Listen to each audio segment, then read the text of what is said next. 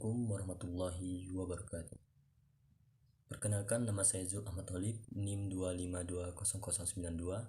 Baiklah, dalam kesempatan ini kami dari kelompok 1 akan menjelaskan materi tentang sejarah perkembangan tafsir Al-Quran masa awal klasik dan modern. A. Pengertian tafsir Al-Quran. Tafsir Al-Quran adalah ilmu pengetahuan yang memahami dan menafsirkan yang bersangkutan dengan Al-Quran dan isinya, berfungsi sebagai mubayyin memberi penjelasan menjelaskan tentang arti dan kandungan Al-Quran, khususnya menyangkut ayat-ayat yang tidak dipahami atau samar artinya. Kebutuhan umat Islam terhadap tafsir Al-Quran sehingga makna-maknanya dapat dipahami secara penuh dan menyeluruh merupakan hal yang mendasar dalam rangka melaksanakan perintah Allah Subhanahu wa ta'ala yang dikehendakinya. Dalam memahami dan menafsirkan Al-Quran diperlukan bukan hanya pengetahuan bahasa Arab, tetapi juga berbagai macam ilmu pengetahuan yang menyangkut Al-Quran dan isinya. Ilmu untuk memahami Al-Quran disebut dengan ushul tafsir atau disebut dengan umul Quran, ilmu Al-Quran, Adapun tafsir Al-Quran pada masa Nabi Muhammad SAW adalah Al-Quran diturunkan oleh Allah Subhanahu wa ta'ala melalui malaikat Jibril kepada Nabi Muhammad SAW dengan berbahasa Arab. Bahasa Arab menjadi bahasa Al-Quran karena kaum yang menjadi tujuan pertama untuk disampaikannya syariat atau ajaran Al-Quran itu adalah kaum yang berbahasa Arab. Sebagai firman Allah Subhanahu wa ta'ala dalam Al-Quran surat Ibrahim ayat ke-14 surat ke-4 yang artinya, kami tidak mengutus seorang rasul melainkan dengan bahasa kaumnya supaya ia dapat memberi penjelasan dengan terang kepada mereka. Maka Allah menyesatkan siapa yang Dia kehendaki dan memberi petunjuk kepada siapa yang dikehendaki, dan Dialah Tuhan yang Maha Kuasa lagi Maha Bijaksana. Jadi pada hakikatnya tidak ada satu ajaran kecuali dengan bahasa tempat ajaran itu muncul. Demikian juga tidak ada satu ajaran kecuali dengan bahasa orang yang diutus untuk menyampaikan ajaran itu kepada kaumnya. Karena kalau tidak demikian, bagaimana mungkin ajaran tersebut dapat disampaikan dan dapat dimengerti dan dianut? Nabi Muhammad SAW setiap menerima ayat Al-Quran, beliau langsung menyampaikannya kepada para sahabat dan menafsirkannya. Yang perlu ditafsirkan, penafsiran Nabi Muhammad SAW terhadap ayat Al-Quran ada kalanya dengan ayat Al-Quran pula dan ada kalanya dengan hadis atau sunnah, baik dengan sunnah kualiyah atau dengan sunnah piliyah maupun dengan sunnah taqririyah. Dan penafsiran ayat Al-Quran dengan ayat Al-Quran merupakan jalan penafsiran yang paling baik. Baiklah, mungkin cuma itu yang dapat saya sampaikan. Lebih dan kurang saya mohon maaf. Assalamualaikum warahmatullahi wabarakatuh. Assalamualaikum warahmatullahi wabarakatuh. Perkenalkan, nama saya Siti Rohani, NIM 2520082.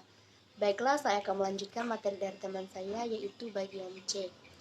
Tafsir Al-Quran pada masa sahabat Nabi Muhammad.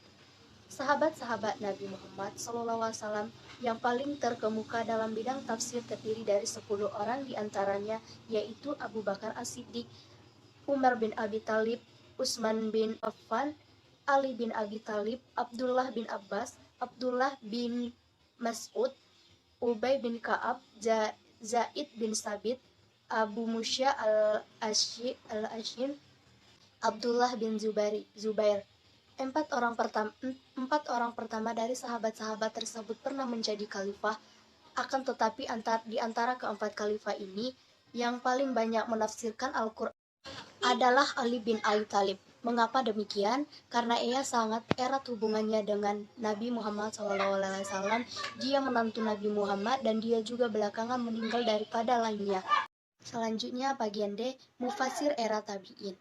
Ketika zaman sahabat telah berlalu, tersebarlah dalam kelanganan tabi'in ulama-ulama yang menerima riwayat-riwayat dari sahabat itu. Karena sekian luasnya ekspansi negara Islam mempengaruhi juga tersebarnya para sahabat di daerah-daerah tertentu. Dan setiap sahabat membawa ilmu, maka banyak melahirkan murid-murid yang banyak. Dari ini timbul aliran-aliran dan pengurusan. Assalamualaikum warahmatullahi wabarakatuh. Nama saya Resti Anggreni dengan NIM 25293. Saya akan menyambung materi yang disampaikan saya tadi. Yang saya bahas adalah yang poin E, tafsir tabi'i dan tabi'in. Setelah periode sahabat beserta tabi'in, pergerakan dari pertumbuhan tafsir mengalami kemajuan seiring dengan dimulainya pembukuan terhadap hadis Nabi Shallallahu Alaihi Wasallam. Gerakan pembukuan ini merupakan kebijakan dan jasa dari penguasa khalifah yang berkuasa saat itu, masa akhir dari dinasti Umayyah dan awal dinasti Abbasiyah adalah Khalifah Umar bin Abdul Aziz. Dimulai berkuasa pada tahun 99 Hijriah yang memulai melakukan penerapan kebijakan pembukuan terhadap hadis-hadis Nabi Shallallahu Alaihi Wasallam. Di era tabi'in, mereka hanya meneruskan ilmu yang diterima dari para tabi'in dengan mengumpulkan semua pendapat dan menafsirkan ulama terdahulu, kemudian diterangkan ke dalam kitab-kitab tafsir, seperti yang dilakukan oleh Sufyan bin Umayyah, Abdurrazzaq bin Hammam, dan lain-lainnya. Namun, tafsir pada golongan ini hanya tidak sedikit pun yang sampai kepada kita. Yang kita terima hanyalah nukilan-nukilan yang dinisbahkan kepada mereka seperti yang termuat dalam kitab-kitab tafsir bin Bil Atsur. F. Perkembangan tafsir periode klasik. Yang pertama, konteks sosio-historis. Setelah Rasulullah SAW wafat, estafet kepemimpinan Islam digantikan oleh Khalifah Rasidin, yaitu khalifah-khalifah yang mendapat petunjuk, yaitu Abu Bakar Siddiq, Umar bin Khattab, Utsman bin Affan, dan Ali bin Abi Thalib. Yang kedua yaitu konteks dinamika penafsiran dan keilmuan periode klasik. Penafsiran periode klasik dimulai sebelum munculnya penafsiran Muhammad Abdul di Mesir dengan karyanya Tafsir Al-Manar dan Ahmad Khan di India dengan karyanya Tafhim Al-Quran pada abad ke-4 Hijriah. Perkembangan karya-karya tafsir dalam bentuk kitab mulai semakin marak. G. Perkembangan tafsir modern.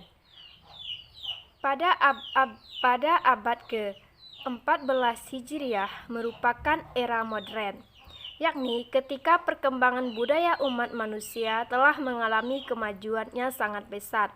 Era modern ini juga ditandai dengan perkembangan sains dan teknologi yang demikian besar, terutama yang terjadi di dunia barat. Secara teoritis, tafsir berarti usaha untuk memperluas makna teks Al-Quran.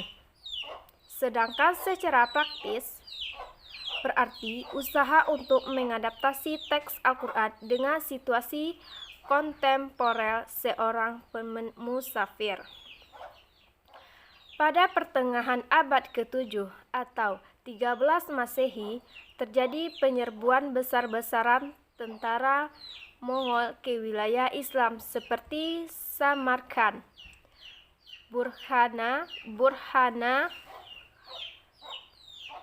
hingga ke Baghan. Penyerbuan ini tidak hanya memukul letak kekuatan dinasti Islam yang berkuasa saat itu, tetapi juga keilmuan Islam. Sejarah peristiwa yang memilukan tersebut menyebabkan pergerakan keilmuan Islam mengalami kemandegan. Hanya itu materi dari kelompok kami. Assalamualaikum warahmatullahi wabarakatuh.